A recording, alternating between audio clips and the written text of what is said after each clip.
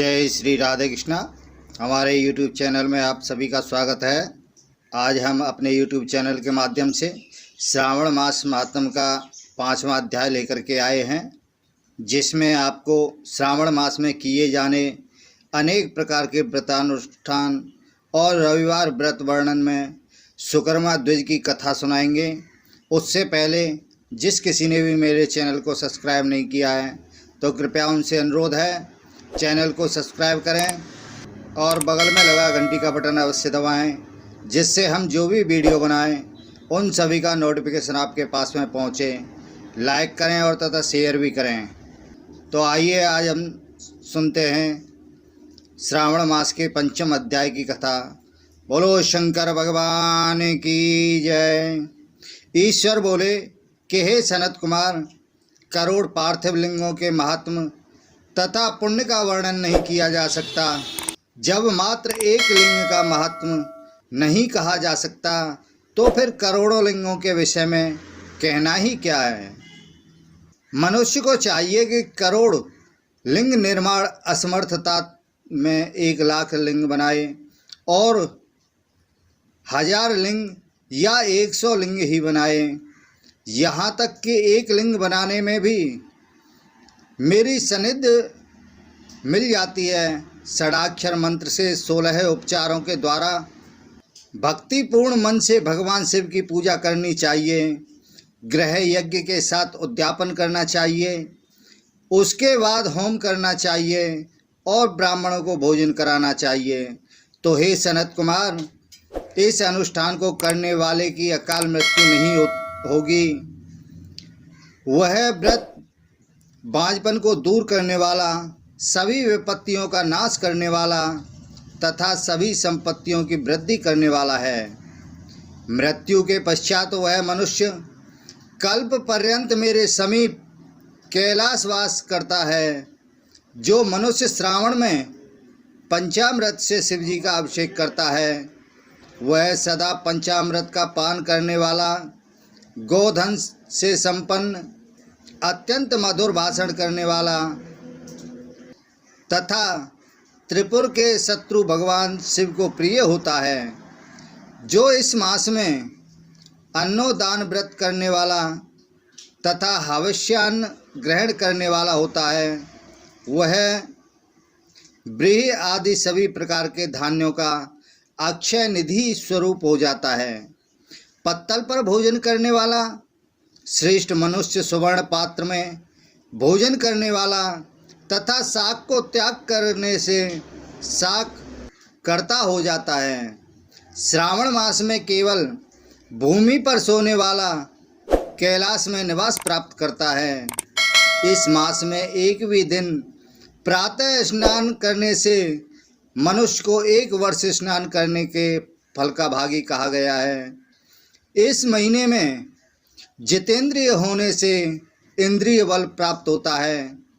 इस मास में स्फटिक, पाषाण, मृत्तिका, मरकतमणि, पिष्ठ यानी पीठी, धातु, चंदन, नवनीत आदि से निर्मित अथवा अन्य किसी भी शिवलिंग में, साथ ही किसी स्वयं आविर्भूत न हुए लिंग में श्रेष्ठ पूजा करने वाला मनुष्य सैकड़ों ब्रह्म हत्या को भस्म कर डालता है।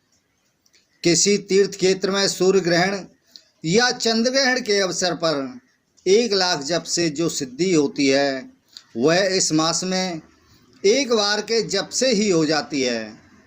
और किसी समय में जो 1000 नमस्कार और प्रदक्षिणाएं की जाती हैं, उनका जो फल होता है, वह इस मास में 1 बार करने से ही प्राप्त हो जाता है। मुझको प्रिय इस श्रावण मास में वेद पारायण करने पर सभी वेद मंत्रों की पूर्ण रूप से सिद्धि हो जाती है। श्रद्धा युक्त होकर इस मास में 1000 बार पुरुष सूक्त का पाठ करना चाहिए अथवा कलयुग में उसका 4 गुना पाठ करना चाहिए अथवा वर्ण संख्या का 100 गुना पाठ करना चाहिए अथवा वह करने में अगर असमर्थ हो तो आलस्यहीन होकर मात्र 100 पाठ करने चाहिए। ऐसा करने वाला मनुष्य ब्रह्म हत्या आदि पापों से मुक्त हो जाता है। इसमें कोई संदेह नहीं है। गुरु पत्नी के साथ संसर्गजन्य पाप के लिए यही महान प्रायश्चित है। इसके समान पुण्यप्रद, पवित्र तथा पाप नाशक कुछ भी नहीं है।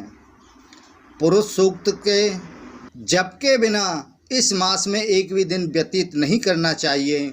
जो मनुष्य इस फल को अर्थवाद कहता है वह नरकगामी होता है। इस महीने में समिधा, चारों, तिल और घृत से गृह यज्ञ होम करना चाहिए। शिव के रूपों की भली भांति ध्यान आदि करके धूप, गंध, पुष्प, नैवेद्य आदि से पूजन करना चाहिए और अपने सामर्थ्य के अनुसार कोटि होम, लक्ष्य होम अथवा 10 सहस्त्र होम करना चाहिए। व्याहृत्रियों ओम भू, ओम भुवः, ओम स्वः के 7 तिलों के द्वारा भी यह गृह यज्ञ नामक होम किया जाता है। तो हे सनत कुमार, इसके बाद अब मैं वारों के व्रतों का वर्णन करूँगा। आप ध्यान लगा करके सुनिए। हे अनग, उनमें सर्वप्रथम मैं आपको रविवार का व्रत बताऊंगा। इस संबंध में लोग एक प्राचीन इतिहास को कहते हैं। प्रतिष्ठानुसार प्रतिष्ठानपुर में सुकर्मा नाम का एक द्विज था। वह दरिद्र, कृपण और भिक्षावृत्ति में लगा रहता था। एक बार वह धान्य मांगने के लिए घूमते घूमते नगर में गया। उसने किसी एक गृहस्थ के घर में मिलकर रविवार का उत्तम व्रत करती हुई स्त्रियों को देखा। तब उसने देखकर वे स्त्रियां परस्पर कहने लगीं कि इस पूजा विधि को शीघ्रतापूर्वक छिपा लो। इस पर वह विप्र उन स्त्रियों से बोला कि हे श्रेष्ठ स्त्रियों, आप लोग इस व्रत को क्यों छिपा रही हैं? समान चित्त वाले सज्जनों के लिए परमार्थ ही स्वार्थ है। मैं दरिद्र तथा दुखी हूँ। इस श्रेष्ठ व्रत को सुनकर मैं भी इसे करूँगा। आप लोग इस व्रत का विधान व फल अवश्य बताएं। तब स्त्रियां कहने लगीं कि हे द्विज ब्राह्मण, इस व्रत के करने से आप उन्माद तथा प्रमाद करेंगे अथवा भूल जाएंगे या इसके प्रति अभक्ति या अनास्था न रखने लगेंगे। अतः आपको यह व्रत कैसे बताऊं? उनकी यह बात सुनकर उनमें जो एक प्रौढ़ा यानी कोई बुढ़िया स्त्री थी, वह उस ब्राह्मण से व्रत तथा व्रत की विधि बताने लगी। हे ब्राह्मण, श्रावण मास के शुक्ल पक्ष के प्रथम रविवार को मौन होकर उठ करके शीतल जल से स्नान करें। इसके बाद अपना नित्य कर्म संपन्न करके पान के एक शुभ दल पर रक्त चंदन से सूर्य के समान पूर्ण गोलाकार 12 परिधियों वाला सुंदर मंडल बनाएं। उस मंडल में रक्त चंदन से संज्ञा सहित सूर्य का पूजन करें। उसके बाद घुटनों के बल भूमि पर झुककर 12 मंडलों पर अलग अलग रक्त चंदन तथा जपा कुसुम से मिश्रित अर्ध श्रद्धा और भक्ति पूर्वक सूर्य को विधिवत प्रदान करें और लाल अक्षत, जपा कुसुम तथा अन्य उपचारों से पूजन करें। उसके बाद मिश्री से युक्त नारिकेल के बीज का नैवेद्य अर्पित करके आदित्य मंत्रों से सूर्य की स्तुति करें और श्रेष्ठ 12 मंत्रों से 12 नमस्कार तथा प्रदक्षिणाएं करें।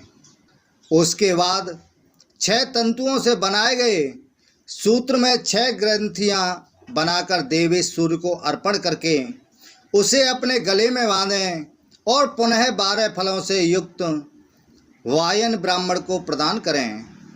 इस व्रत की विधि को किसी के सामने नहीं सुनाना चाहिए।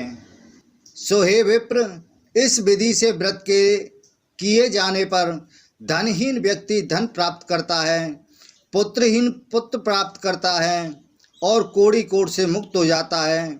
बंधन में पड़ा व्यक्ति बंधन से छूट जाता है, रोगी व्यक्ति रोग से मुक्त हो जाता है। तो हे विप्रेंद्र, अधिक कहने से क्या प्रयोजन? साधक जिस जिस अभीष्ट की कामना करता है वह इस व्रत के प्रभाव से उसे अवश्य मिल जाता है। तो इस प्रकार श्रावण के 4 रविवारों और कभी कभी 5 रविवारों में इस व्रत को करना चाहिए। इसके बाद व्रत की संपूर्णता के लिए उद्यापन करना चाहिए। तो हे विप्र, आप भी इस प्रकार करें, इससे आपकी सभी कामनाएं अवश्य सिद्ध होंगी। इसके बाद उन पतिव्रताओं को नमस्कार करके वह ब्राह्मण अपने घर आ गया। उस ब्राह्मण ने जैसा सुना था उसी विधि से उस संपूर्ण व्रत को किया और अपनी दोनों पुत्रियों को भी वह विधि सुनाई।